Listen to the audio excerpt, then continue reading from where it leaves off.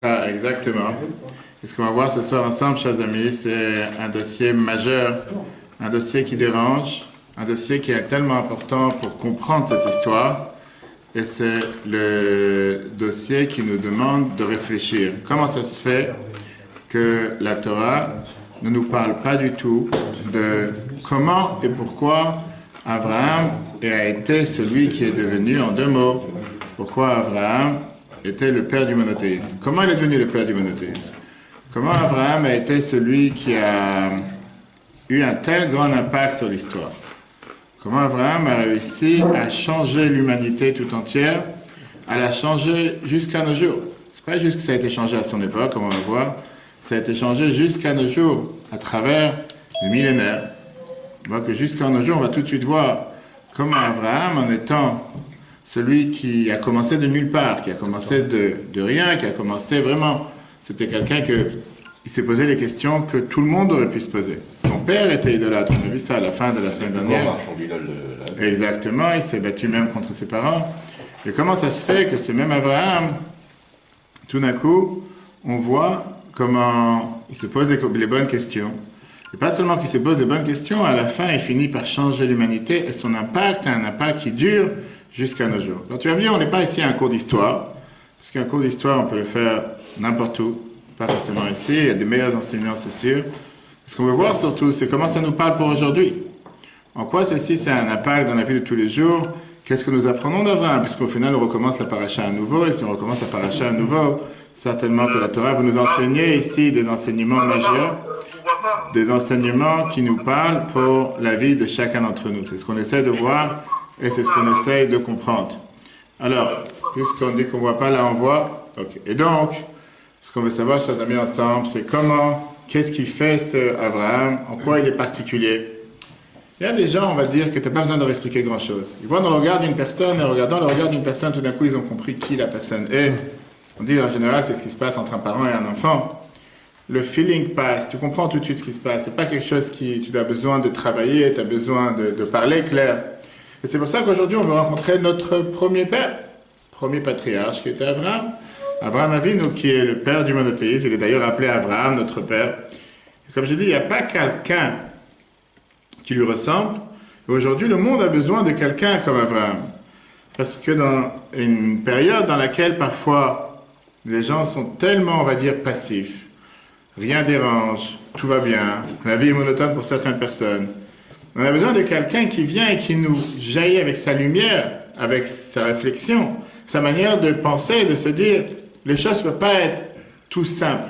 Comme si, on va dire, c'est comme une barque qui est en train de flotter sur un fleuve, sur un lac.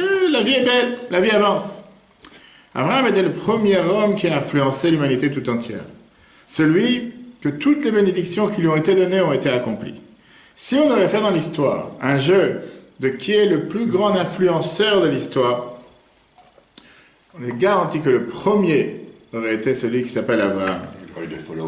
Celui qui a été, alors je ne sais pas si c'est sur Facebook ou sur Instagram ou autre chose, si ça existait à l'époque, je ne pense pas, mais le plus grand influenceur de l'histoire en termes de, on parle de quelqu'un que la Torah te dit, dans la paracha de cette semaine. Dieu lui promet, Venivrechu becha, Kol mishpechot Adama seront bénis à travers toi, toutes les familles de la terre. Tout le monde sera béni à travers toi. Et d'ailleurs, c'est aussi allusionné dans son nom, comme on va voir, justement, qu'on a changé son nom. Il ne s'appelle pas Avram, il s'appelle Avraham. Et la Torah nous dit pourquoi on a changé son nom à Avraham. Pas Ibrahim, mais Avraham, ne pas confondre. Av, Amon, c'est ça, c'était spécialement pour Hugo. Av, Amon, Goïm. Tu veux dire le père de beaucoup de nations. Et d'ailleurs, regardons les statistiques. 5782. Aujourd'hui, tu as 2/3 de la population mondiale qui se considèrent les enfants d'Abraham. C'est clair? Les juifs, et les Havdil, comme on dit, les musulmans, les catholiques se considèrent les descendants d'Abraham. Les musulmans à travers Ishmaël, les catholiques à travers Esav. Tout ça, c'est les descendants d'Abraham.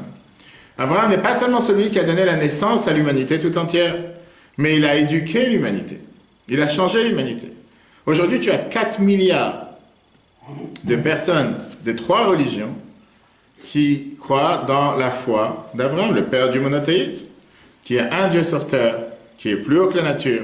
Je ne parle pas des croyances qui existent dans les pays de l'Inde ou certains pays où ils ont encore cette idolâtrie païenne en parlant au bois, en parlant aux pierres. Alors c'est vrai que certains juifs, comme on a toujours dit, ont l'habitude d'aller au cotel avant le mariage pour s'habituer à parler au mur. Mais c'est pas pour ça qu'on va dire qu'on croit au mur. En règle générale, croyance d'Abraham. Plus que ça, on voit une phrase énormément riche. La Torah dans la paracha de cette semaine, elle te dit sur Abraham que Dieu lui dit Va'avacha mevarachecha, celui qui te bénit, il sera béni, et celui qui te maudit, il sera maudit. Et on voit qu'à travers l'histoire, cette bénédiction s'accomplit jusqu'à nos jours. Tout celui qui s'est comporté comme il fallait avec le peuple juif a été béni. Tout celui qui malheureusement a fait du mal au peuple juif, tôt ou tard, il a fini par payer. Regardons l'histoire. On voit comment, n'importe quel endroit où le peuple juif a été accueilli avec bénédiction, avec bonheur, avec joie, avec aide, la nation qui l'a accueilli a été bénie. Babylone pendant la période de l'exil, l'Espagne au moment de l'âge d'or, si on va dire, l'Allemagne avant la guerre, l'Amérique jusqu'à nos jours. Chaque fois qu'il y avait un endroit où on a poursuivi les Juifs, c'était la fin de cette civilisation ou ce pays. Les peuples ont carrément disparu. Exactement. Le mal qui a été fait, on va dire, à travers, contre le peuple juif, comme l'Espagne après l'Inquisition, qui est l'expulsion des Juifs, qui est totalement disparue de l'histoire, l'Allemagne juste après la guerre, qui a aussi totalement disparu de l'histoire, le bloc de tous les États soviétiques. Grâce à Dieu, aujourd'hui, tout a changé, mais à l'époque, on voit que ça a disparu. Qui parle aujourd'hui du communisme en Russie depuis 30 ans, tout est tombé, etc., etc. Alors la question qui nous interpelle et qu'on veut parler de ça longuement ce soir, et ça c'est le thème majeur de ce soir, pourquoi Abraham? Quelle est sa qualité majeure? Quelle était sa capacité première? Pourquoi Abraham plus que les autres? Pourquoi lui il a été choisi mieux que les autres? Pourquoi pas Adam? Pourquoi pas Ève? En quoi Abraham était différent des autres? Quel était le critère majeur d'Abraham? Et quelle est la qualité suprême, le trait de caractère majeur pour chacun d'entre nous qui veut suivre les pas d'Abraham? Puisqu'au final, on voit comment Dieu dit à Abraham dans la Torah, afin que tes générations, tes enfants et tes petits-enfants continuent justement à aller dans tes pas et dans tes chemins. Ça, c'était le devoir d'Abraham. On a parlé hier à la Brit Mila qu'on a eu ici au Betrabad, et merci encore une fois à tous ceux qui étaient présents, dans laquelle, dans la paracha de cette semaine, Dieu il donne à Abraham le devoir de circoncire ses enfants. Voilà, continuité. Très bien. Et ça, c'est deux grandes questions. Deux grandes questions qui entourent justement toute cette histoire autour d'Abraham, qu'il n'y a presque pas un commentateur de toute la Torah qui ne touche pas à cette question d'une manière ou d'une autre. La question numéro 1, c'est la question du Rambam, Nachmanide. Nachmanide avec laquelle il commence à paracha en nous disant pourquoi on nous cache, c'est pas encore vu le texte, pourquoi on nous cache et on ne nous dit pas pourquoi Abraham. La Torah n'en parle pas. On va voir plus tard que c'est exactement la même chose par rapport à Moshe. La Torah te dit à aucun moment pourquoi Dieu l'a choisi Abraham plus que quelqu'un d'autre. Quel était le background, quel était l'effet qui a fait que Dieu a décidé que ce serait Abraham et pas quelqu'un d'autre? Qu'est-ce qu'il a fait jusqu'à 75 ans pour mériter la confiance de Dieu en lui? Jusqu'à cette semaine qu'on dit que Dieu lui a demandé de partir de son pays natal, de la terre de ses parents, d'aller vers la terre où il va le promettre sans lui dire exactement ni où ni quoi. La Torah ne dit pas qu'est-ce qu'il a fait, d'où il vient, quelle était sa jeunesse, quel était son enfant. C'est un inconnu. Personne ne sait d'où il vient. Maintenant, on sait que jusqu'à présent, la Torah nous a parlé de la personne. De Adam, la Torah nous a dit comment il a été créé par Dieu, comment Dieu l'a créé, comment Dieu l'a formé. On sait qu'en règle générale, on a plus ou moins une idée de qui on parle. Là, tout d'un coup, on n'a aucune idée. On ne sait pas qui est cette personne. Bien sûr, on ne va pas maintenant dans le Midrash et dans tout le reste. Le Midrash, c'est autre chose. On veut savoir le texte, la paracha, qu'est-ce qu'elle nous dit. Sur Adam, la Torah nous dit clairement qu'il a été créé B'Tselem Elokim, à l'image de Dieu. Et il avait ce sentiment surnaturel, qu'il avait un rapport physique, un rapport direct entre lui et Dieu. Son Noach, on a vu la semaine dernière, on a parlé de ça longuement, comme quoi la paracha nous dit Noach Ish Tzadik, c'était un homme pieux dans ses générations. Sur Moïse, la Torah nous raconte 3 histoires majeures, on a parlé de ça longuement, sur son courage, sa responsabilité. Il a sauvé le juif qui était frappé par l'Égyptien. Il s'est mélangé dans la dispute entre ces 2 juifs le lendemain qui se frappaient l'un à l'autre. Il a sauvé les filles de Yitro, de Jéthro, de la colère des bergers. Mais là, tout d'un coup, la Torah ne te dit pas « Voici les descendants d'Abraham. Je vais te raconter qu'est-ce qui se passe avec Abraham. » On n'est pas au courant. Rien. On n'a aucune idée. On ne sait pas de qui on parle. Et comme je dis, c'est pas que tu ne sais pas de qui on parle parce qu'il n'y a rien qui s'est passé avec lui. Alors, regarde, il y a quelqu'un que c'est un inconnu, tu ne sais pas ce qui se passe avec lui, pour ça tu ne te poses pas de questions. Là, ce n'est pas le problème. La Torah, elle te dit vraiment qu'il y a eu des sujets majeurs qui sont passés dans sa vie. Et comme on va tout de suite voir, pourquoi la Torah ne fait pas allusion à 1 point, 2 points, quelque chose qu'elle nous fasse savoir quelque part Qui est ce personnage? Qui est celui qui va changer l'humanité, qui va changer l'histoire pour l'éternité? On a dit tout à l'heure, 4 milliards de personnes. Qui peut dire aujourd'hui qu'il a 4 milliards de personnes qui le suivent? Même sur Facebook, il n'y a pas quelqu'un qui a 4 milliards d'amis. Peut-être, je ne sais pas. 4 milliards, on ne s'imagine pas. C'est la majorité, 2 tiers de la population mondiale. Qu'est-ce qui se passe avec cette personne? Pourquoi on ne peut pas savoir d'où il vient, d'où il sort, qui, quoi? Comme j'ai dit, la deuxième question qui dérange est plus forte. C'est pas seulement que la Torah n'en parle pas seulement que la Torah ne le raconte pas. La Torah ne calcule même pas ce qui s'est passé avec lui. En 2 mots, je n'ai absolument rien à faire d'où tu viens. Ça ne me dérange pas. Je veux rien savoir. Regarde, il lève les yeux. Imagine-toi qu'il rentre en classe et on lui demande d'où tu viens. Des camarades, ils veulent savoir d'où tu viens. Tu viens de France, tu viens de tel endroit. Et le prof dit, mais tais-toi, ça ne m'intéresse pas de savoir. Je ne veux même pas savoir si tu existes. Assis-toi et tais-toi. Imagine-toi n'importe quelle personne sur Terre. Et là, la Torah, comme si on dirait qu'elle ne veut pas calculer, elle ne veut pas nous rappeler. Et on va voir dans la continuité de l'histoire que ça dérange encore plus. La seule chose que la Torah nous raconte, c'est comme quoi Dieu, il teste Abraham encore une fois. 10 épreuves qu'il a passées, les épreuves les plus dures, jusqu'à l'épreuve majeure avec le sacrifice de son fils, qui n'était pas vraiment un sacrifice, c'était un test pour savoir s'il allait être prêt jusqu'à sacrifier son fils.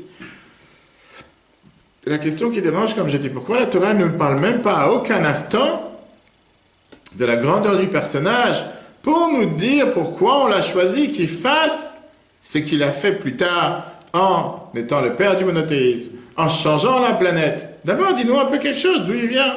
Bientôt les présidentielles. N'importe quelle personne qui veut se présenter aux élections, les gens veulent savoir d'où tu viens, ton CV, quelque chose. D'abord, qui tu es, qu'est-ce que tu as fait dans ta vie, d'où tu sors, quelque chose d'important. Regardons le début. On voit comment l'histoire d'Abraham, d'abord, commence avec un CV qui est très court. Qu'est-ce que j'ai dit? Ça va? T'es déjà fatigué? Non. Prends, là, t'as pas dit les chiens, c'est pour ça. Il y a le café, il était sur le côté. Si on peut dire, la Torah, elle vient te dire une carte d'identité courte.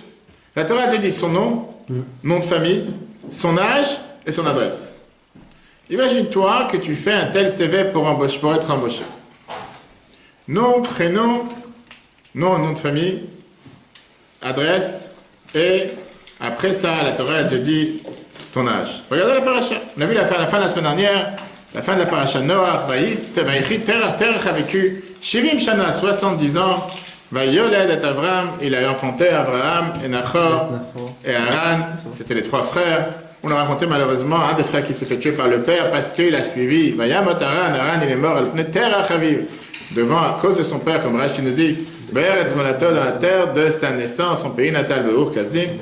Vayikar Terach et Avram beno, Avram il prend Avram son fils, et la Torah nous dit, Vayetzu itam Be'ur Kasdim. Ils sont partis, ils ont quitté Ur Kasdim, la Lechet Arza Kenan, pour aller sur la terre de Kenan. Vayavo at Haran, ils sont arrivés jusqu'à Haran, Vayeshvu Sham, ils sont installés là-bas. Là, on te dit l'adresse. Là, au début de la paracha de cette semaine, c'est quoi? J'ai dit pour toi, pas pour lui. Pour toi. Vayomer Hashem, les gens comprennent les choses à l'envers. Non, moi je dors pas, c'est lui qui dort. Vayomer Hashem el Avraham.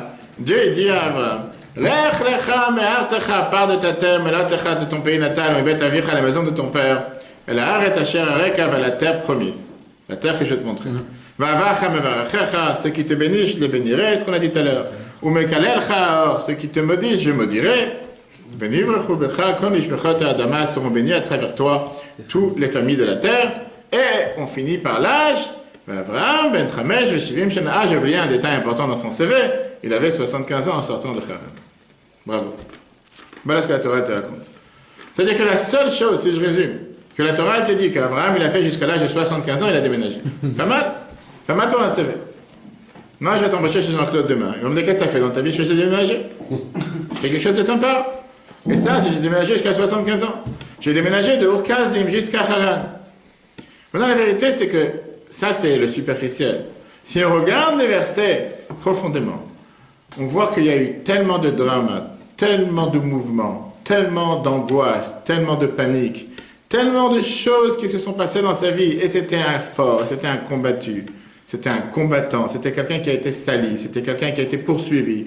Une partie de sa famille a dû s'enfuir de son pays natal, de la ville de laquelle où il est né, du peur que le roi allait les assassiner, les exterminer. C'était des guerres, c'était... On va voir ça entre les lignes. Regardons maintenant ce qui se passe entre les versets qu'on a lus.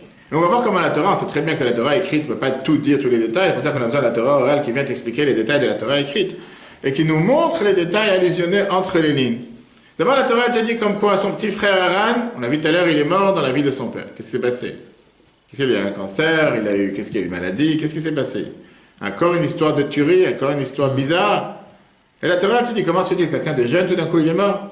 Alors que tout le monde là-bas a vécu à l'époque 700 ans, 800 ans, 900 ans, 1000 ans, tout d'un coup, lui, il est mort, qu'est-ce qui se passe? Alors que pendant les 2000 ans d'histoire qu'on a vu les 2 premières semaines, comme on a parlé longuement Shabbat, et comme on a parlé sur les autres cours qu'on peut revoir sur l'application eTorah, eTorah sur Google et Apple, on voit comme quoi, en 2000 ans, pas une seule fois, la Torah, elle te dit qu'un enfant, il est mort dans la vie de son père. Oui, tu vas me dire, Evel. Très bien, il a été tué. Oublie. Mets ça de côté. À part Evel. Next. Fais le balayage. 2000 ans d'histoire, tu n'as pas une seule personne qui est morte du vivant de son père. Ça n'existe pas. En tout cas, la Torah ne la raconte pas. Vient le Psikta Zutrata, qui est dans le 2e paragraphe, commentateur du Chumash. Il te demande la question. Vayamot Haran al-Pneter Achaviv. Haran, le frère d'Avraham, il est mort face à son père, dans le vivant de son père. Il te demande la question. Adata lomed ben lifneav. Jusqu'à présent, il n'y a pas un enfant qui est mort du vivant de son père. Vezel Mamet, pourquoi lui il est mort? Première question. Deuxièmement, la Torah te dit qu'Abraham il a abandonné sa terre de son pays natal, Ur Kasdim, pour aller vers Etzkenan. On sait qu'on était tous en Mésopotamie, c'était à l'époque, aujourd'hui, plus ou moins la région de l'Irak. Et la question elle est tout d'un coup, pourquoi une famille est obligée d'abandonner son pays natal et de changer de vie en plein, parce qu'il y a une expulsion de juifs, il n'y a pas de juifs à l'époque, une expulsion de personnes, changement de population, il y a les talibans qui sont arrivés au régime, il faut partir du pays. Qu'est-ce qui se passe? Tout d'un coup, tu fais savoir, toutes les autres familles jusqu'à présent, il n'y a personne qui devait partir, il n'y a personne qui devait se déplacer. Qu'est-ce qui s'est passé? Qu'est-ce qui se passe tout d'un coup qui fait que tu as tout un pays, tu as toute une famille qui doit se déplacer, qui doit bouger pour arriver, pour changer? Qu'est-ce qui se passe? Il y a quelque chose qui se passe, il y a quelque chose qui est quand même bizarre. Ramban, c'est la question que j'ai dit tout à l'heure que Nachmani nous demande. Lama, pourquoi Barach Mehem Avraham? Pourquoi Avraham a dû s'enfuir? La Lechet Arza Kenan pour aller dans la terre de Kenan. Qu'est-ce qui se passe avec lui? Il y a bien quelque chose, la Torah ne te dit pas ni quoi ni comment. Troisième question.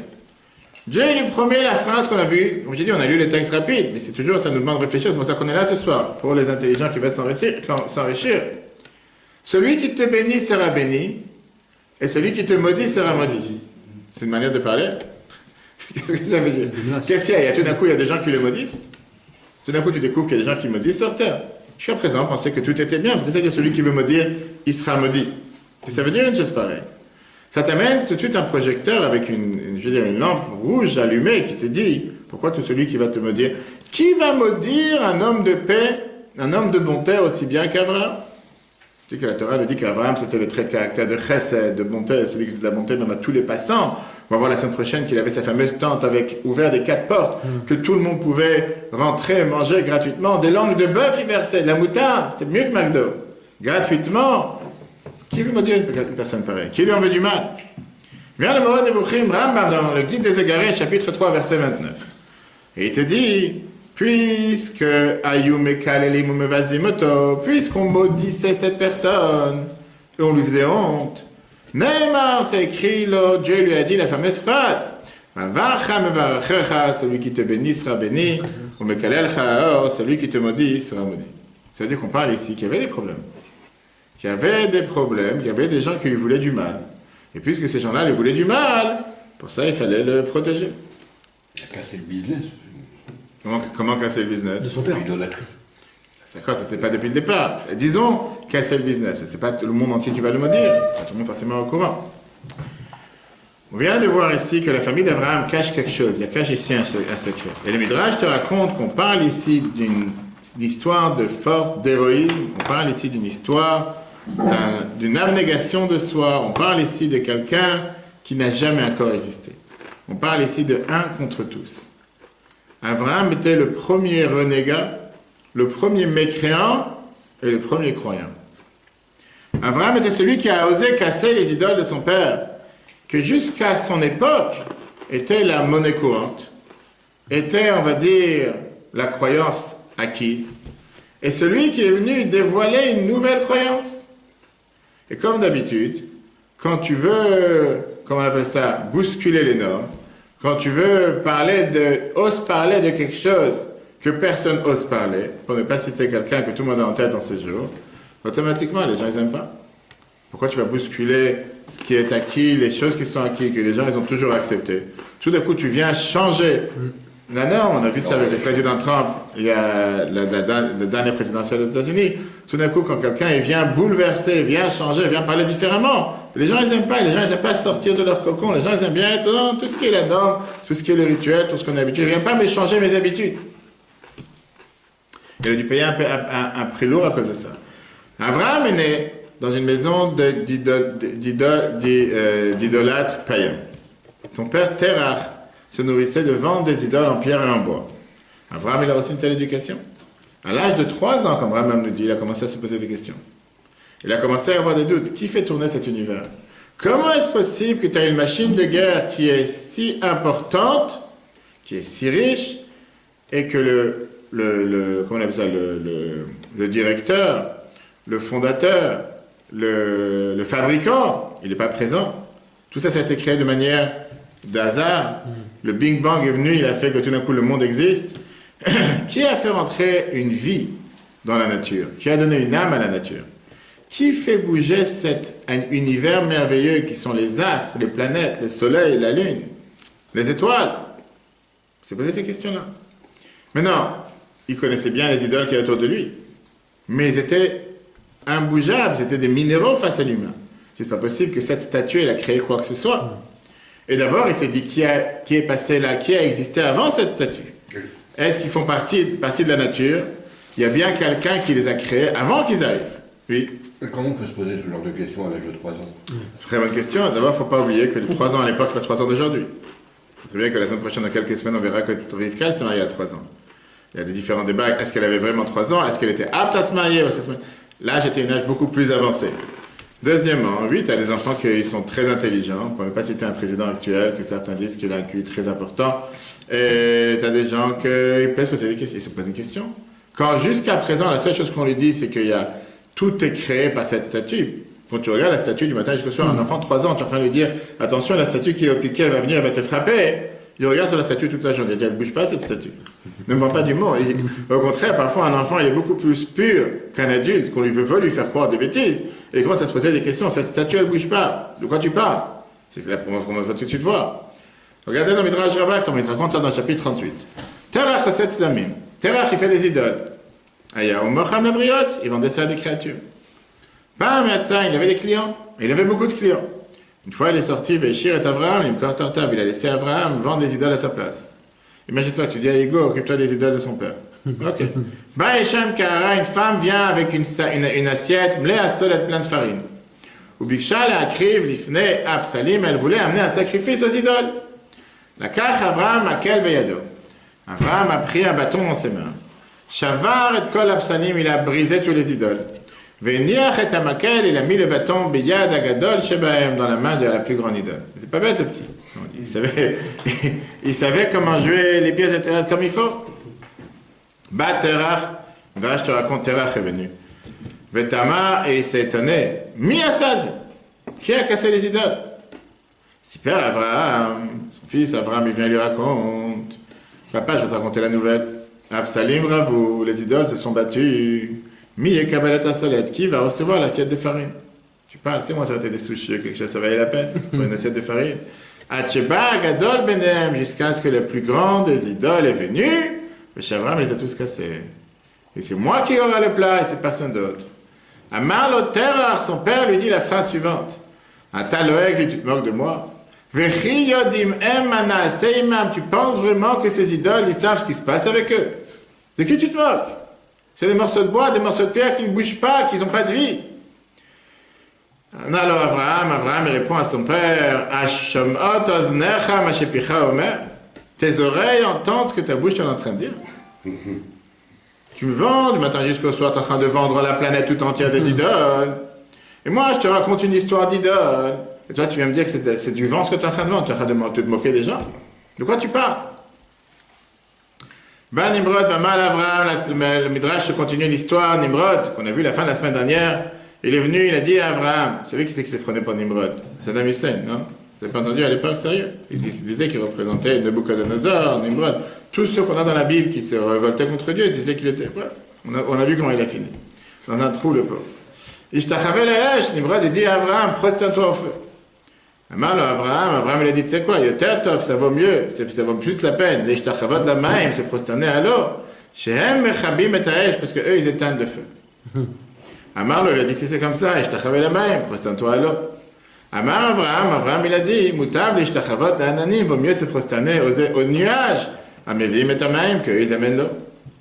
Amar, il lui a dit, alors, Nimrod, Ishtachavel la ananim, prosterne-toi aux nuages. Amar Avraham, il a dit Avraham, Moutav l'ishtachavot la roua, vaut mieux se prosterner au vent. Je me faisais était anonyme parce qu'il disperse les nuages.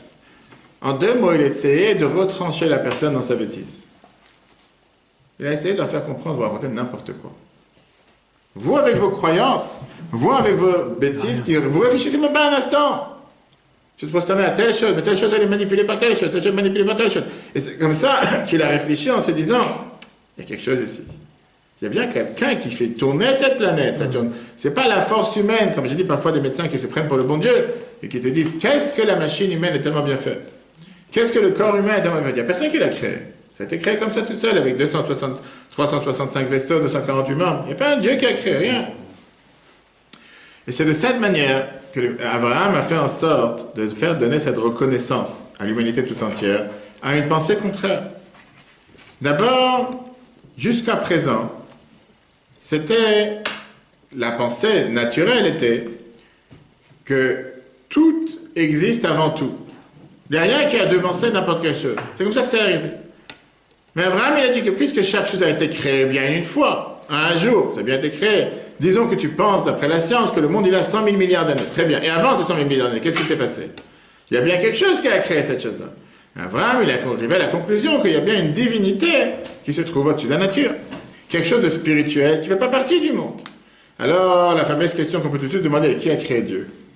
Parce que si on suit cet argument, va déjà plus haut. Qui a créé le bon Dieu? La réponse est là, que Dieu n'a pas été créé, il existe par définition. C'est lui qui existe. Le fait de dire que chaque existence a une cause, ça a à faire avec des créatures limitées. Le bois, la table, elle vient du bois, le bois, il vient de la plante que tu as plantée, etc., etc. Même la science, elle reconnaît que le monde a commencé de quelque chose il y a tant et tant d'années. Et que le monde n'est pas juste quelque chose qui existe de lui-même sans que rien ne l'a créé auparavant. Il y a bien quelque chose qui l'a créé. Si vous appelez l'évolution, le Big Bang, il va savoir toutes les autres choses. Mais Dieu vient dans notre monde, c'est de notre sphère, c'est dans notre émission, c'est quelque chose qui n'a rien à voir avec le matériel. Quand Nimrod, il entend ce qu'Abraham est en train de vendre aux gens, et raconter aux gens, il a dit à Abraham, tu sais quoi? Viens, on fait un deal, je te jette dans le feu. Le feu, c'est mon Dieu. Moi, je crois au feu. Et on verra si ton Dieu caché, qui n'est invisible, et qu'on n'a jamais rencontré, il va venir t'aider. Abraham, il a sauté dans le feu, et il est sorti vivant. Amar Nimrod, regardons la suite. Nimrod, il a dit, Tvarim shen ben mamash ata medaber. Tu as raconté des bêtises. Tout ton raisonnement, c'est un raisonnement bête. De dire que l'un dépend de l'autre, comme on l'a vu jusqu'à présent. Ani eni mishtach avec moi, je me prosterne à la haie seulement en feu. Vare ani mashlichacha et moi, qu'est-ce que je fais? Il a dit, moi, j'ai décidé de te jeter dans le feu. Vayavo Eloah, vient venir le Dieu, ce fameux Dieu, Sha'ata, que toi, mishtachavelo, je te prosterne à lui, vient qui vient te sauver. Viens, la Gemara Sanhedrin. La Gemara Sanhedrin nous raconte comme quoi, la page 95b, la Gemara Psachim, page 118a, Itkaptsu, Alafim, Verivevot, se sont réunis des dizaines de milliers de personnes. L'Irod pour voir, Keitzat Sorfim et Avraham Baesh, comment on brûle Avraham dans le feu. Comment on en fait un barbecue pour midi. Vaya Avraham, Italea Beraglav, Avraham il marchait à pied, Betocha Kifshan dans la fournaise. Miracle. Mais malheureusement, contrairement à Abraham qui a été sauvé, il y a eu un massacre, un malheur avec son frère. Haran, son frère, a voulu participer à cette révolution de son grand frère. Mais malheureusement, il a décidé de danser sur les deux mariages. Et là, c'est ce qu'on voit quand parfois danser sur les deux mariages, c'est la plus pire des choses à faire. Ou tu es vrai, ou tu es faux.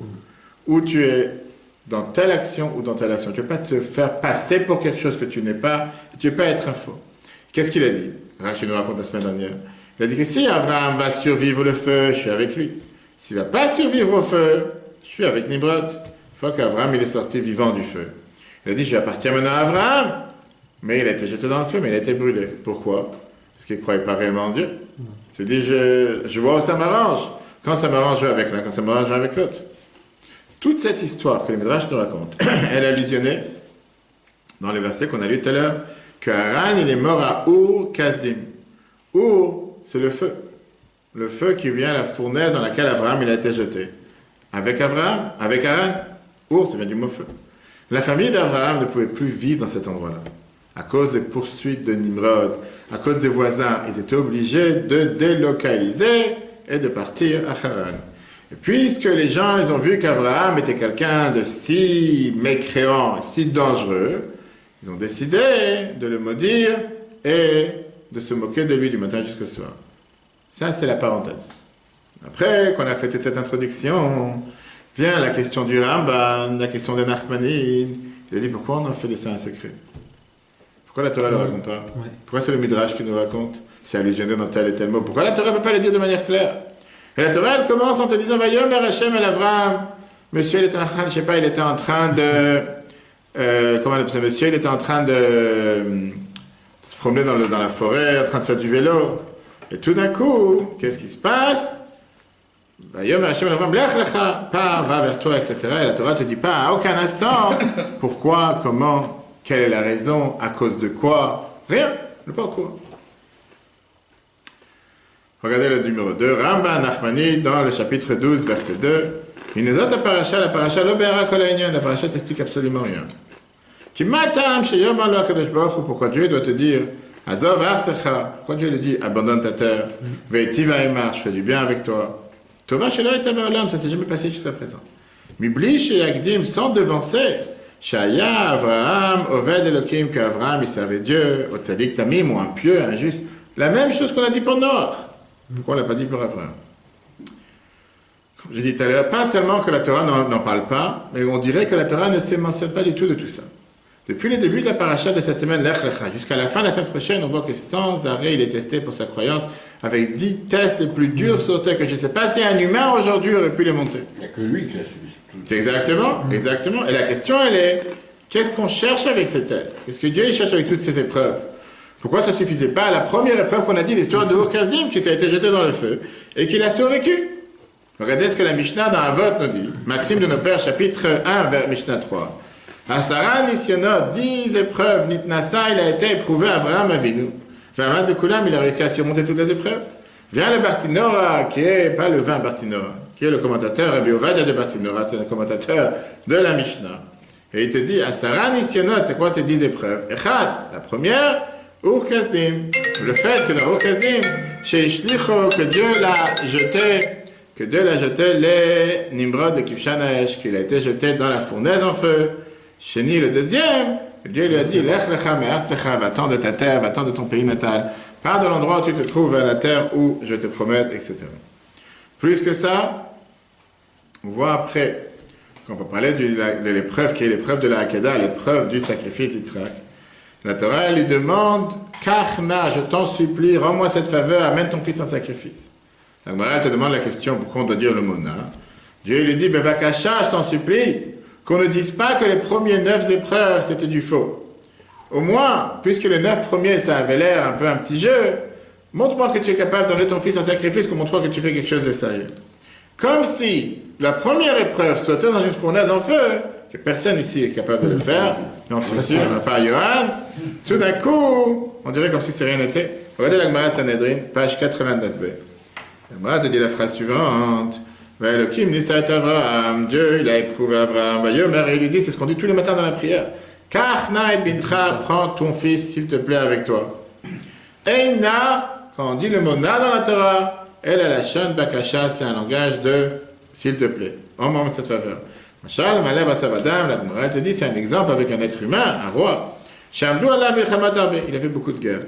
Vayulo Gibor Echad Venatran, il avait un guerrier, un combattant qui réussissait, qui était fort, qui gagnait toutes les guerres. Les Yamim, Amda Alam Mechama Chazaka, à un certain temps, il a eu une très grande guerre, une guerre très forte. Amar, ce roi a dit à son combattant, à son chef de guerre, je t'en supplie, Amod li milchamazu, passe et réussit à combattre cette guerre. Pourquoi? Chez l'Oyambrou, qu'on ne dise pas, Rishonot, Mamash, les premières ne servaient à rien. Comme c'est toutes les guerres qu'il a gagnées jusqu'à maintenant, ça ne servait à rien. Au moins, gagne-moi cette dernière guerre. Ah, Fakadosh Baruch Hu amar à Abraham, pareil, Dieu dit à Abraham, Nisiticha bekama nisyonot, j'étais éprouvé avec plusieurs épreuves. Famata bekulam, t'as passé les tests, t'as passé toutes les épreuves. Achar, maintenant, Mod li benisayon, gagne-moi cette épreuve aussi. Chez l'Oyambrou, qu'on ne dise pas, En Mamash Barishonim, que les premières ne servaient à rien. Moi, je dis le contraire. Première épreuve qu'on voit dans la paracha de cette semaine, de se jeter dans une fournaise en feu. Ça, c'est lui qui l'a choisi. Personne ne lui a rien demandé.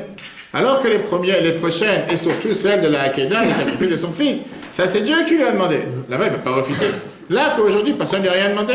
C'est la question que lui demande dans l'écouté Sichot, volume 20, page 75. Ah, de là-bas, au contraire. Nisayon, Okazim, tu vois, c'est écrit 75, celui-là. Nisayon, Okazim, l'épreuve de Okazim qu'on a vu cette semaine de se jeter dans la fournaise en feu. Yesh Boma, là, il y a un avantage. L'Ichora, a priori, à Nisayon, à Akeda, sur l'épreuve du sacrifice de son fils. Sharei, Nisayon, à Akeda, parce que l'épreuve du sacrifice de son fils. Ayal, Pia, Dibura Elohim, était sur la parole de Dieu. Parole divine, c'est Dieu qui lui a demandé. Machéen, Ken Okazim, alors que cette semaine, personne ne lui a jamais rien demandé de sauter dans le feu. Pas seulement ça, j'allais te dire plus que ça. Quelle était la garantie qu'il allait pouvoir s'en sortir? Aucune. Dieu n'a pas encore rien demandé, il n'a pas encore parlé avec Dieu. Et néanmoins, il s'en est sorti. Alors, revenons sur la question qu'on a demandée aujourd'hui, qui était le thème majeur de ce cours ce soir. Quelle est sa qualité suprême? Quelle est sa force? La force. Comment il a réussi? La émouna. La Emouna, La confiance. et tu vois, ça veut dire que tous les autres n'ont pas la Emouna. On va y arriver? La C'est bon. confiance aveugle aussi. Hein? La confiance. Confiance, quoi d'autre? Ouais, la confiance, la bitachon. La confiance, Bitachon, qu'est-ce que tu dis toi? Il est découvert par lui-même. Tu l'as découvert par lui-même, ça c'est sa qualité majeure. La curiosité. Par rapport La curiosité. Il était convaincu de ce qu'il il a évoqué. Pourquoi il est convaincu? Qui l'a convaincu? Bah, tous les faits. Alors tous les autres sont bêtes. Tous les autres sont bêtes, il n'y a que lui qui est intelligent. Ouais, mais enfin, par rapport à l'époque, c'était pareil. Aujourd'hui, on pourrait mieux comprendre. Lui, il Ok. était tout seul à comprendre. Regarde, on va tout de suite voir.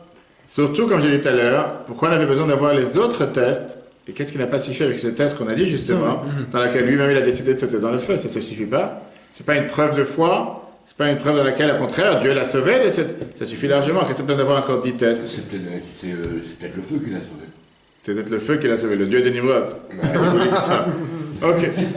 Rabbi vient nous donner ici une explication majeure. Je pense qu'ils s'en foutaient de mourir et rester avec Dieu quand même. Je pense pas, parce que la Oui, Torah il y a nous dit pas qu'il de faut. mourir. La Torah nous dit que non, la Torah nous dit qu'il faut. La Torah te dit qu'on a le devoir de vivre avec le mitzvot et pas le contraire. Mais à l'époque, il n'y avait pas la Torah. Non, Abraham, il a compris toute la Torah avant qu'on la reçoive. Tu vas y arriver une seconde, d'accord? Tu veux bien qu'il a découvert, on va voir. Rabbi t'amène ici, comme on dit, c'est un flashlight, c'est pas une lampe de poche, un projecteur. Comment regarder le judaïsme en général? Comme on l'a dit tout à l'heure, on parle ici du père du monothéisme. Celui que jusqu'à nos jours, 5782 ans, alors tu vas enlever 1000 ans de Noach, etc., peu importe, des milliers d'années, où tu as 4 milliards de personnes sur la planète, 2 tiers de la population mondiale qui suit son chemin. Chacun avec ses différentes, t'as la copie, t'as l'original, ce que tu veux, je marchais avec ma femme hier soir, tous les soirs je marche autour de Ponto. Et il y a un monsieur qui vient assez proche de nous, à côté de la gare, vers 11h30, c'était samedi soir. Un monsieur certainement qui avait un peu picolé, comme on dit, ou qui a fait les Chaim Shabbat, je sais pas. Et je sais pas, il nous dit, il était noir de couleur, donc il me dit, vous savez, il ne faut pas faire de guerre. Je ne sais pas de quoi vous parlez, mais je vais marcher avec ma femme, je ne fais pas une guerre avec ma femme, je ne fais pas une guerre avec qui que ce soit. Bref, vous savez qu'on est tous du même Dieu, qu'on est tous des enfants, je fais ça, je l'accorde. Après, je dis, il y a des différences entre la copie et l'original. On parle des enfants d'Abraham qui sont l'original, après ils ont pris la copie, bref, on discute ça. La question est la suivante, la réponse est la suivante. L'histoire d'Abraham, comment a fait qu'Abraham était celui qui était, c'est pas dans ce qu'il a fait. Et c'est pour ça que la Torah ne nous en parle pas. Ça ne m'intéresse pas de savoir ce qu'il a fait. Ça m'intéresse de savoir ce qu'il n'a pas fait. Le fait qu'il était prêt à rabaisser son ego et dire la fameuse phrase qu'on dit tous les matins dans la prière, « Hineni, me voici ». Je fais appel, je suis là. Abraham était le premier soldat. Celui qui a su baisser sa tête face à la volonté de Dieu et se soumettre à un être suprême plus important que lui. Pas un être humain, à Dieu. On lui a dit du ciel d'avancer, il est parti. Ça, c'est toute l'histoire d'Abraham. Et c'est là que commence le judaïsme. Et ça, c'est quelque chose qu'on ne peut pas rendre ça à la légère. C'est pas quelque chose de simple. Le monde est plein de grandes personnes. Avant Abraham, il y avait des gens qui sont partis à fond avec leurs croyances. Hanoch, on a vu ça la semaine dernière, était quelqu'un de saint qui a servi Dieu de manière cachée, de manière dévoilée. Noah était un tzaddik qui était quelqu'un de pieux à Sodome. On dit que c'est Sodome. Il était quelqu'un de pieux dans la génération du déluge. Qu'il était différent de tous ceux qui étaient tout autour. Abraham, avec son idéologie, il a couru dans le feu. Son idéologie. Même si, comme j'ai dit tout à l'heure, c'est pas forcément un instinct juif, c'est un instinct naturel. Pourquoi? Parce qu'elle se trouve dans la famille des nations, dans toutes les générations jusqu'à aujourd'hui. Tu as des gens qui sont prêts à donner la vie pour une valeur qui est plus importante que la leur.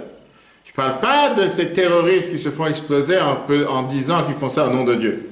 C'est pas du tout ça qu'on parle. Mais tu as beaucoup de gens qui se sont prêts à donner leur vie pour des causes majeures. Prenons par exemple les pompiers, que Dieu les protège dans les quatre coins du monde, qui n'ont pas peur de rentrer dans le feu, en sachant qu'ils ne vont pas forcément ressortir vivants.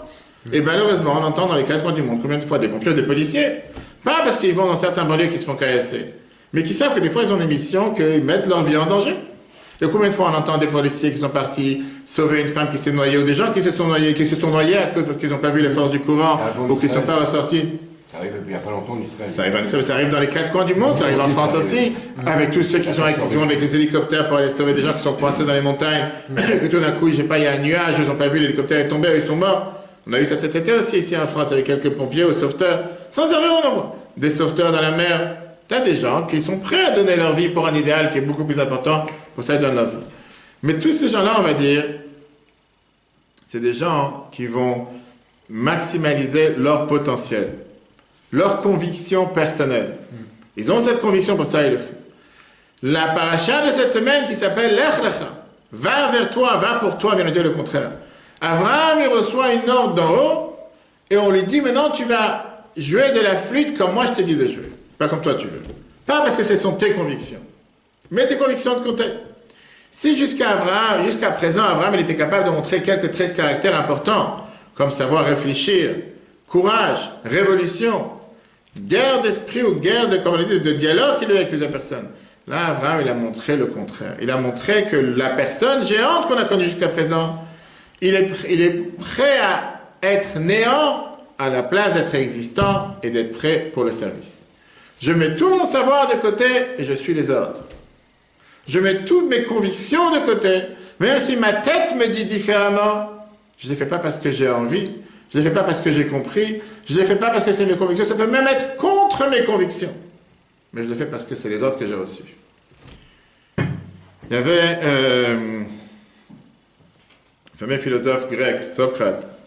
Tout le monde a rencontré certainement dans les rues à Ponto. C'est un des plus grands philosophes de tous les temps. Et lui, c'était quelqu'un de très très fort, qui avait l'habitude de toujours débattre avec les jeunes d'Athènes. Il faisait des dialogues, il encourageait des dialogues sur toutes les plus grandes, les fondements de la démocratie, les fondements de la justice. Et il essayait de les encourager à réfléchir eux-mêmes. Maintenant, le gouvernement, il avait très très peur de lui, il a décidé de le tuer. Il pouvait s'enfuir de prison. Mais il a décidé, je ne vais pas m'enfuir de prison, pourquoi? Parce que comme je suis un citoyen du pays, j'accomplis les règles du pays dans lequel je me trouve. Vient le Admor Zaken et te dit qu'après qu'il a été tué, il est parti voir la chambre d'Abraham Avinu au Gan Eden, en disant, moi je ressemble à Abraham. Pourquoi je ressemble à Abraham?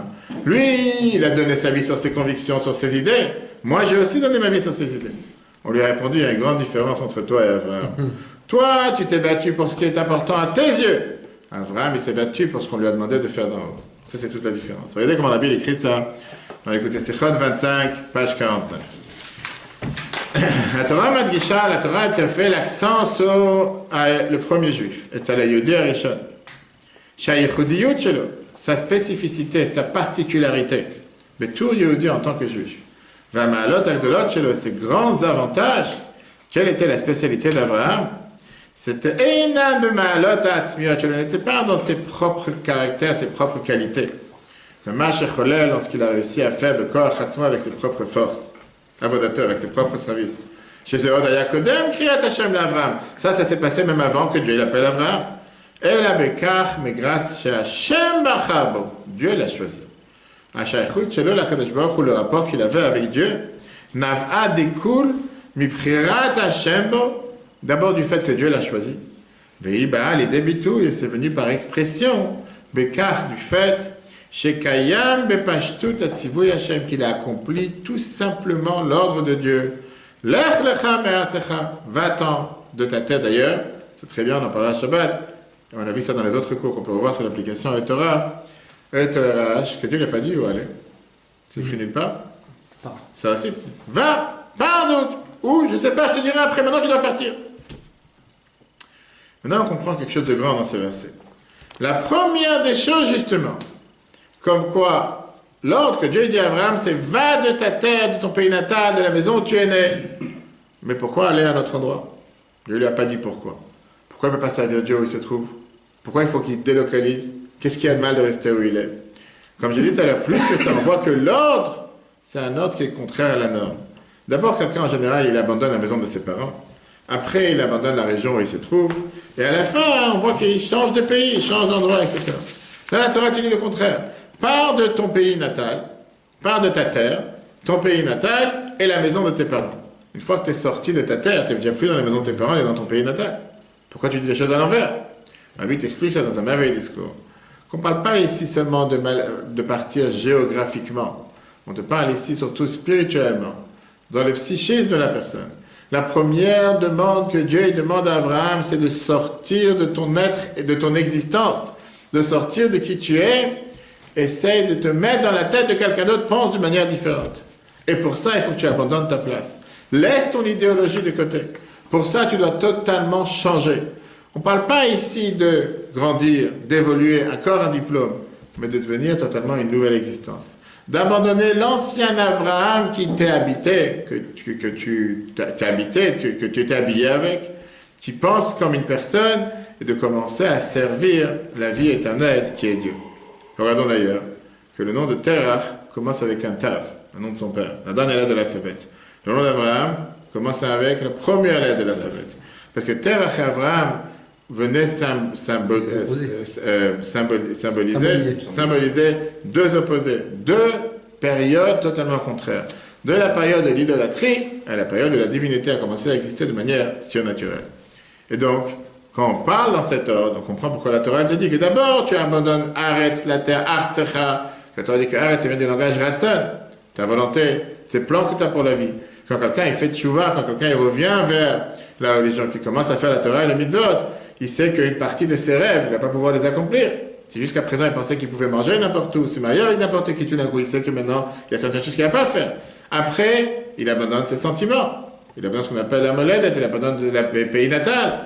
Et après ça, on lui demande de laisser de côté ses anciens amours, ses anciens souhaits, ses anciens fantasmes, de contrôler ses peurs, contrôler ses craintes. Et à la fin, il a besoin d'abandonner la maison de ses parents, qui veut dire qu'est-ce qui a fabriqué sa vie, et de devenir quelqu'un de différent. Il y a une merveilleuse histoire. Une merveilleuse histoire que la Bible a racontée plusieurs fois. Et celui qui a raconté cette histoire, c'était professeur Green, Velvel Green, il a 60 ans. Il y avait un jeune shliach, un jeune émissaire du rabbi qui s'appelait Moshe Feller, qui est arrivé à Minnesota en Amérique. Et il a commencé à réveiller la vie juive, comme ici en Seine-et-Marne depuis 20 ans, comme beaucoup dans les quatre coins de la planète. Minnesota à l'époque, c'était la capitale de tous les grands penseurs, les libéraux de la planète. Et il a eu vraiment un mur devant lui, de gens qui étaient totalement, on va dire, froids. À la rigueur, se moquer. Ils n'en avaient rien à faire de ce qu'il est venu annoncer, quoi que ce soit. Ils ont vu quelqu'un du vieux monde, qui n'est pas du tout adapté au monde moderne. Il pensait vieillot. C'est pas pour nous aujourd'hui. Quand il a demandé est-ce qu'il y a quelqu'un qui pourrait l'aider dans la région, tout le monde lui a dit il y a un professeur Velvel Green. Lui, c'est le master, lui, c'est le chef ici. Lui, c'est la figure la plus importante de la communauté, et si tu as des bons liens avec lui, tu vas voir que les murs ils vont tomber. Velvel Green, c'était un grand philosophe dans tout ce qui est l'épidémiologie, la recherche de maladies, la recherche de virus, la recherche de microbes. Il a même été choisi pour faire partie de l'équipe de la NASA, dans laquelle il était en train de chercher s'il y a de la vie sur Mars, sur la planète Mars. Si il aurait été en vie aujourd'hui, il aurait été vivant aujourd'hui, on aurait entendu beaucoup sur le corona, sur comment ça vient, etc. Si vraiment il est sorti d'une usine en Chine, ou s'il est sorti d'une chauve-souris, on va savoir toutes les autres choses. Feller, il a essayé de contacter M. Green, c'était impossible. parce qu'il travaillait dans une des bases armées les plus cachées des États-Unis, et personne ne pourrait arriver à lui. Finalement, il a réussi à avoir un contact téléphonique avec lui. Et le jeune Schleich, il a dit qu'il voulait le rencontrer. Comme il était tellement enthousiaste au téléphone, Green a dit pourquoi pas, viens, on se rencontre dans la base militaire, il y a un endroit où on pouvait faire des rencontres avec certaines personnes. La rencontre, elle a commencé à une heure tardive de l'après-midi. Et depuis le départ, c'est marché sur des mauvaises roues. Ils ont commencé à débattre sur n'importe quel sujet qui parlait, c'était deux mondes différents, un scientifique et un Schleich qui ne pas, c'est pas le même langage. Green, d'abord, il commence à lui dire, mais t'es habillé comme quelqu'un qui enterre les morts. Qu'est-ce que tu fais ici avec ton chapeau, ton truc noir, une chemise blanche? Si tu veux réussir en Amérique, mets une chemise jaune, taille un peu la barbe, mets-toi un peu à l'américaine, comme on dit. Là, il a essayé de dire quelque chose, il a vu qu'il n'avait pas avec qui parler. Tout d'un coup, il voit que le soleil est en train de se coucher. Le soleil est en train de se coucher, maintenant il faut prier Mincha, prière de l'après-midi.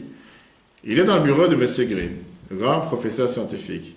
Il lui dit, je m'excuse, il se met sur le coin, il met son gâteau qu'on a l'habitude de mettre pour prier. Et il commence à prier Mincha. En pleine réunion. Green, il regarde sa personne bizarre, il fait, écoute, tu viens dans mon bureau, c'est toi qui demandes le rendez-vous. Dans un des endroits les plus secrets des États-Unis, tu transformes mon bureau en synagogue. Et moi, je dois attendre que tu termines de te bousculer. Il fallait dire, excusez-moi, monsieur le professeur, vous êtes très important. Tu sais comment ce rendez-vous est très important pour moi. Combien j'ai attendu pour ce rendez-vous. Mais ce que je vais faire maintenant est beaucoup plus important pour moi. Priez Mincha. Et ils se sont séparés, même pas en serrant la main, comme aujourd'hui. À l'époque, Green et sa femme, ils faisaient partie d'un club de bibliothèque où ils pouvaient emprunter des livres des histoires juives. Ils ont lu sur les histoires des pogroms qu'il y a eu 300 ans en Europe de l'Est. Ils ont vu ceux qui sont jetés dans le feu pour ne pas renier leur judaïsme. Quand ils ont lu ces histoires, ils se sont dit que certainement c'est des histoires bizarres, des histoires qui n'ont jamais existé. C'est des romans, quelqu'un l'a inventé. Il n'y a aujourd'hui personne qui est prêt à perdre $1 pour sa foi. Passe quelques jours depuis qu'il a rencontré ce Green avec ce qui s'est passé. Je l'ai tapé sur le système. Et tout d'un coup, j'ai rencontré quelqu'un qui a un sens qui est beaucoup plus important que l'instantané, que le moment présent. Il y a quelqu'un qui a un sens à sa vie. Il a dit à sa femme, tu sais quoi? J'ai rencontré une personne qui fait partie de ce groupe qu'on a lu, qui était prêt à se jeter dans le feu. Il fait la preuve, qui vient me rencontrer dans le bureau. Et parce que, je sais pas, le soleil, il est pas jaune, ou il n'est pas en plein ciel, tout d'un coup, il commence à prier. L'Arbi a raconté cette histoire plusieurs fois, et ça, c'est ce qui a fait que ce Dr. Green est devenu religieux. Ses enfants, aujourd'hui, ce sont des shluchim en Amérique. Tous ces enfants qu'il a. Il a laissé pousser une très grande barbe. Il y a un livre avec tous les rencontres et les audiences privées qu'il a eu avec le Rabbi, les échanges, c'est merveilleux. Comment se déclic, le Rabbi raconte ça dans un des fabriques de ses réunions chassidiques en disant comment ce juif qui s'est excusé, il a dit j'ai besoin de 5 minutes de prier Mincha en plein réunion. L'autre, ça l'a fait réfléchir. Donc on avait dit ça dans le volume 20, page 59. Qu'est-ce que la Torah te dit? Pas pour toi de ta terre. Il a chez Abraham et l'Eretz Israël. Dieu l'a pas seulement dit va faire Aliyah vers Israël, qu'est-ce qu'il lui a dit? Et la Beikar, essentiellement, Dieu il a voulu chez Yetzem Ametziut Atzmit Shelo, qui sort de son essence, de qui il est réellement. On voit dans Chassidut, quand c'est expliqué dans la Chassidut, qu'est-ce que ça veut dire ta terre? C'est tes volontés. Molatecha, ton pays natal, Arigashot, ce sont tes sentiments. Ou Betavicha, la maison de ton père, Aegionot, Asichlim, Shelcha, qui sont les pensées logiques que tu as dans ta tête jusqu'à présent. Malgré que l'existence d'Abraham était sainte, mais c'était une existence qui appartenait à l'homme. Comme on a dit jusqu'à présent, tout ce qu'il a fait, c'était moi, j'ai décidé de le faire. Et maintenant, il a eu une qualité beaucoup plus importante. Chez Wafach, Liyot, Shliach, il est devenu l'envoyé de Dieu. Maintenant, on va répondre aux questions qu'on a demandées tout à l'heure. Maintenant, on va comprendre les épreuves qui sont passées sur Abraham et la raison pourquoi la première épreuve qu'on a vue avec le feu, qu'il est passé dans la fournaise au feu, c'est pas ça qui a avancé les choses. Parce que la base fondamentale de tout ce qui s'est passé, c'était de tester. Est-ce qu'Abraham, il est prêt à servir Dieu même sans salaire? Est-ce qu'il est prêt à dire je suis avec toi, même quand toutes les raisons logiques, les raisons normaux n'existent plus? Quand la seule raison pourquoi je le fais, c'est parce que tu m'as demandé de le faire. Si on voit chacune des épreuves, on va voir comment Dieu, si on peut dire, il met en marche ce jeu dans lequel il va déchirer tous les différents chèques. Qu'est-ce que ça veut dire les différents chèques? D'abord, Dieu il lui donne des promesses. Après, il lui donne des attentes. Et après ça, il fait l'inverse. À la place de l'ordre, Je veux dire, en contrepartie pour l'ordre que Dieu lui donne dans la paracha de cette semaine, va pour toi de ta terre, ton pays natal et la maison de ton père. Dieu lui promet, je te donnerai la terre d'Israël, la gloire parmi les nations avec la bénédiction et les malédictions dans tes mains, et une grande famille. Ces 10 épreuves vont venir faire exploser tous ses rêves. Alors que Dieu lui a donné des chèques ouverts sur ces 3 choses majeures, les 10 épreuves font qu'Abraham et Sarah ils sont obligés de prendre les valises, et qu'ils ont fait Aliyah, en disant, en étant très contents, on va arriver sur la terre d'Israël. En arrivant là-bas, qu'est-ce qui se passe? La famine. Quelle famine? Ils sont obligés maintenant de faire marche arrière, d'aller en Égypte pour aller chercher à manger, avec Sarah qui s'est fait kidnapper. Donc le premier grand espoir qu'ils ont eu dans la terre choisie, le pays choisi, il explose face à leurs yeux. Ils arrivent en Égypte. Qu'est-ce qui se passe? Les Égyptiens remarquent que Sarah c'est une femme belle, ils kidnappent Sarah. Abraham il réussit à survivre seulement par ça qu'il a menti, en faisant croire aux Égyptiens qu'ils ne voulaient pas se marier, ils ne voulaient pas avoir affaire avec une femme mariée, pour pas commettre d'adultère, mais ils étaient prêts à tuer quelqu'un. C'était que sa femme, c'est pas sa femme, c'est sa sœur. Il revient en Israël. Qu'est-ce qui se passe maintenant? La guerre avec les Cadrois. Pour pouvoir sauver la vie de son neveu, Lot. La deuxième promesse qu'il a eue, qui était la clé qu'il aura les bénédictions et les malédictions dans sa main, pour l'instant, c'est qu'un film sans fin, comme on dit, sans issue, mais ça vient de pire en pire. Et là commence le problème avec les enfants. Après 11 ans qu'il est en Israël, il n'a pas de Sarah, il n'a pas d'enfant. Ils sont désespérés, Sarah elle fait entrer une concubine dans la maison, elle tombe enceinte tout de suite, miraculeusement.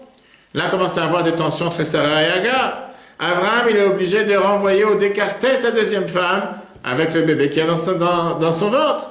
Finalement la lumière éclaire. Agar et Sarah, ils ont la chance d'avoir des enfants. Mais la famille qu'il a réussi à fonder avec tellement de difficultés jusqu'à présent, tout d'un coup, ils ne s'entendent pas entre eux, les enfants. Sarah, elle demande à Abraham, renvoie le garçon, le premier de la maison. Et jusqu'à ce qu'arrive le moment final dans lequel Dieu lui dit, même le deuxième, le premier tu l'as jeté, le deuxième tu vas l'égorger. Quand tu réfléchis, tu te demandes, qu'est-ce que Dieu veut de lui, le pauvre? Et comme ça, la troisième espoir qu'il a eu, et bénédiction, et malédiction, et la terre d'Israël, et les enfants, tout ça est parti en cacahuète, comme on dit. Absolument rien. Et qu'est-ce qu'Abraham, il réagit? Il continue à avancer. Comme la tête dans le mur. Dieu lui a dit, tu vas, tu avances. Après la mort de sa femme Sarah, parce qu'elle a entendu l'histoire du sacrifice d'Yithrak, ça l'a bouleversé, comment est-ce possible que son fils va se faire sacrifier? Il continue avec la même persévérance, la même assiduité, la même foi dans la mission que Dieu lui a donnée. Il va chercher un morceau de terre pour enterrer sa femme. Et il va même débattre pour pouvoir l'acheter à prix coûtant, à prix cher dans la cave des patriarches. Ça, c'est ce que la Torah te dit, ce qui a fait qu'Abraham était Abraham. L'homme qui n'a jamais arrêté d'avancer, qui ne s'est pas entêté à un instant qu'il a raison, qui n'a pas commencé à faire un débat à Dieu dans donne et prends. Tu m'as promis, où est la promesse? Tu m'as demandé. Dieu lui a demandé d'avancer, il avance alors que le monde entier était à l'envers pour lui. Tout ce qu'il a touché, tout ce qu'il a fait jusqu'à présent, il n'avait aucune raison sur terre d'avancer. Tout s'est passé contrairement à ce qu'il imaginait. Il a commencé à faire Shabbat, il commençait à avoir des problèmes dans le travail. Il a commencé à donner des zakah, il commençait à perdre des chiffres d'affaires. Tout ce qu'il avance, il voit que ça se reproduit contre lui. Et il continue à avancer. Regardez comme Rambam, Maïmonide nous dit ça dans le Moreh Nevuchim, dans le guide des égarés, merveilleuse, chapitre 3, verset 24. Le dire nous faire savoir la limite de l'amour et la crainte de Dieu jusqu'à où ça va. Ça va, Dieu l'a ordonné. Hachalo, yidmelo, d'une manière que ça ne peut pas ressembler. L'on est dinat mamon, ni l'argent, l'on est dinat nefesh, ni l'âme. Et là,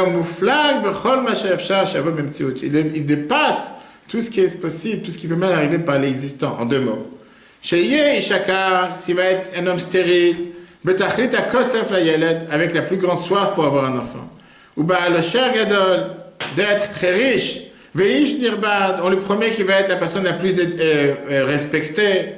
Ou bocher shetijaher mizarouma, et que finalement il va avoir quelqu'un qui va rester de ses descendants, qui va devenir un grand peuple. Noladlo ben acharayush, il a réussi à finalement avoir un enfant après ce désespoir. Comment tu ne peux pas admirer et aimer une telle personne? Mais à la crainte de Dieu qu'il avait, l'amour de Dieu qu'il avait, les kayem mitzvato, de faire ce que Dieu lui a demandé. Baz la vlada uvo. Cet enfant qu'il aimait tellement, il n'avait absolument aucun problème de s'en séparer. Veni Arkol Mashikivabo, il était prêt à s'en séparer de tout ce qu'il espérait, tout ce qu'il attendait de lui. Veskim Lishradoto, il était même prêt à l'égorger, il était prêt à s'en séparer parce que Dieu lui a demandé. Ça, c'est peut-être la question, la réponse dans ce que l'Agmara nous raconte. L'Agmara Menachot, histoire bizarre, l'Agmara nous dit, l'Agmara Menachot, page 29, que quand Moshe est monté au ciel, il a vu que Dieu il accrochait des lettres, des couronnes aux lettres. Dans les lettres, c'est Torah, il y a plusieurs couronnes sur des lettres. Dieu lui a dit, Adam Echad, il y aura quelqu'un qui va arriver à la fin dans plusieurs générations. Il s'appelle Akiva Ben Yosef, le fameux Rabbi Akiva, qui va apprendre des lois de chacune de ces couronnes que tu as sur toutes ces lettres. Il est venu devant Dieu, il a dit, Dieu, tu as quelqu'un de tellement bien dans ton monde, qu'est-ce que tu cherches à donner la Torah par moi? Va donner la Torah par lui directement, s'il est capable d'apprendre des lois de toutes ces couronnes. Dieu il a dit, Shtok, tais-toi, c'est comme ça que j'ai décidé. Il a dit devant Dieu, Ribon Hashem, tu vas montrer c'est quoi la Torah, montre-moi c'est quoi son salaire, quelle est la récompense. Dieu il a dit, va en arrière, il est parti en arrière, et il a vu comme quoi on est en train d'enlever la peau de Rabbi Akiva avec les bras sans fer, parmi les 10 martyrs qu'il a été tué. Amar Lefana avait dit à Dieu, Zot Torah vezot Schara, ça c'est la Torah, ça c'est la récompense. Moshe savait comment dire débattre, c'est un bon débatteur pour le présidentiel. Amar, Dieu lui dit encore une fois, Shtok, tais-toi, Kachalaba Marshava, c'est comme ça que j'ai décidé. C'est la Gemara nous raconte. Qu'est-ce que Dieu il a voulu montrer avec Moshe en lui montrant ce film? C'était pas encore l'époque. Pourquoi il a réveillé tellement de questions par Moshe? C'est de toutes les façons, il n'allait pas lui donner les explications. Seulement lui disant, c'est comme ça que j'ai décidé. Moshe, c'était Torah, Tivalanu Moshe nous a donné la Torah.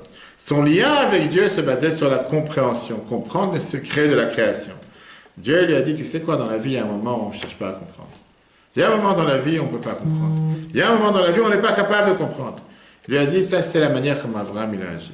Avraham n'était pas bête, c'était pas quelqu'un qui n'était pas intelligent, mais c'était quelqu'un qui a su au bon moment mettre sa compréhension de côté.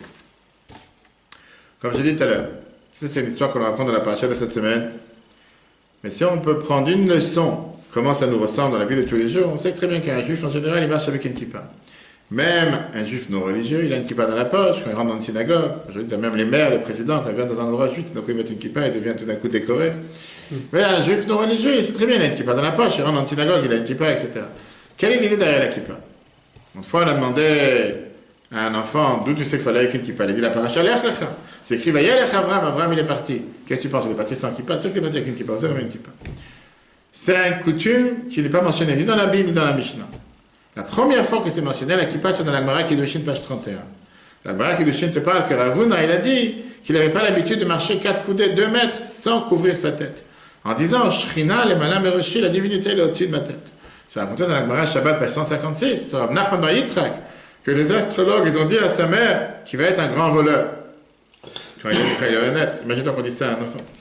Et elle a décidé de couvrir sa tête tout le temps. Une fois la kippa, elle est tombée de sa tête. Et on a pensé que il avait volé quelque chose, parce qu'il avait pris des dattes qu'il y avait par terre, qui sont tombées d'un arbre qui ne lui appartenait pas. Va savoir. Le pauvre, il a tombé la kippa, il a pris une date, le pauvre. Qu'est-ce qu'on va dans la Gemara? On parle que c'était des gens élevés, Ravuna, Rav Nachman, même les plus grands décisionnaires, Rambam, Maïmonide, le Tour, ils ont écrit que c'est quelque chose de bien de ne pas marcher sans kippa. Vient le Shulchan Aruch, code de loi juif. Et pareil, la Morazakel et le Mishnah Brura dans le Siman est écrit que puisqu'aujourd'hui on a pris l'acceptation partout de mettre une kippa, c'est un issur gamour, c'est une interdiction de ne pas aller avec une kippa, d'aller avec la tête dévoilée. L'idée de la kippa, c'est quoi? C'est de savoir baisser sa tête. Et ça, c'était le symbole et la marque de fabrique de la naissance du peuple juif. Le fait qu'Abraham, il a su mettre sa tête de côté pour pouvoir faire la volonté de Dieu. Maintenant, comme on l'a dit tout à l'heure, à l'époque, on ne savait pas s'il allait gagner. Mais aujourd'hui, on sait qu'il a gagné. Aujourd'hui, on sait qu'on ne peut jamais rien perdre de prendre une telle décision. Dans sa vie, Abraham, il a eu beaucoup de sacrifices. 4000 ans plus tard, on sait que c'est lui qui a gagné. On sait qu'aujourd'hui, les enfants d'Abraham, toutes les promesses que Dieu lui a dit, qu'Abraham, ce sera le père des nations, que la foi du monothéisme, le père du monothéisme qu'il a enseigné à toute la planète, continue aujourd'hui à être vibrant parmi des milliards et des milliards d'êtres humains. Pourquoi? Parce que ça, c'est ce que Dieu a demandé à Abraham et qu'il demande à tous ses descendants. Savoir baisser la tête face à la volonté de Dieu. Et grâce à ça, on est garanti de faire ce que Dieu demande de nous. Ça ne veut pas dire qu'il ne faut pas comprendre. On voit très bien dans Matan Torah, c'est vénichement, on va comprendre. Mais la première des choses, exécute. Première des choses, Dieu te demande de faire quelque chose. Ne cherche pas à dire ce que tu veux faire, ce qui t'intéresse. Mets ta tête de côté, fais ce que Dieu te demande. Et comme ça, tu es garanti de marcher dans le bon chemin. Chers amis, le cours sera en replay sur l'application eTorah. eTorah sur Google et Apple. Demain, si Dieu veut, mardi à 14h, on continuera avec le cours de la Shemitah. On a commencé déjà la semaine dernière, qu'on peut revoir aussi sur eTorah. Très bonne soirée à tous et à la semaine prochaine.